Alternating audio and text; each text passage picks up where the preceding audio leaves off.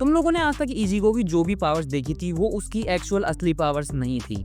ऐसा हम लोग एक तरीके से कह सकते हैं, क्योंकि उसकी जो असली ताकतें हैं वो अब हमें एनिमे में दिखाई जाएंगी। अभी तक दिखाई जा चुकी उसकी जनपक्तो और उसकी पावर्स उसकी ट्रू पावर्स नहीं थी। उसकी जो असली ताकतें हैं वो अवेगन होती हैं तब जब उसको पता चलता है कि इचिगो असल में है कौन। इचिगो के डैड इशिन कुरोसाकी एक्चुअली में एक कैप्टन लेवल शिनिगामी थे, जिनकी वजह से इचिगो के अंदर भी सोल रिपर्स वाली पावर्स हैं। और उसकी माँ थी एक प्योर ब्लड क्वींसी, जिसको किसी हॉलो ने इन्फेक्ट कर दिया था। इसकी वजह से जब इचिगो का जन्म हुआ था तो उसको अपनी डैड की तरफ से मिली थी उसकी सोल रिपर्स वाली पावर्स, और उसको अपनी माँ की तरफ से मिली थी उसकी क्वींसी और हॉलो वाली पावर्स। लेकिन ये तीनों पावर्स उसके अंदर सीड थी, और उसकी सोल रिपर वाली पावर तब सामने आई जब उसकी मुलाकात हुई थी रुकिया से।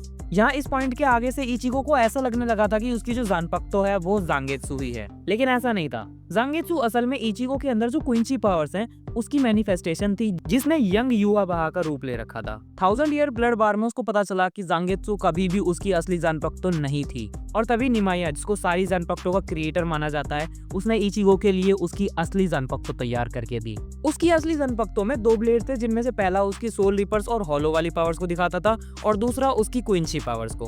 फाइनल बैटल में जाकर इचिगो अपनी लास्ट बांकाई एक्टिवेट करता है, जिसकी वजह से उसकी जो दोनों ब्लेड्स हैं वो मर्ज होकर एक स्वॉर्ड बन जाते हैं, और उसी आधी अपीयरेंस हॉलो वाली हो जाती है और आधी अपीयरेंस सोल रिपर वाली।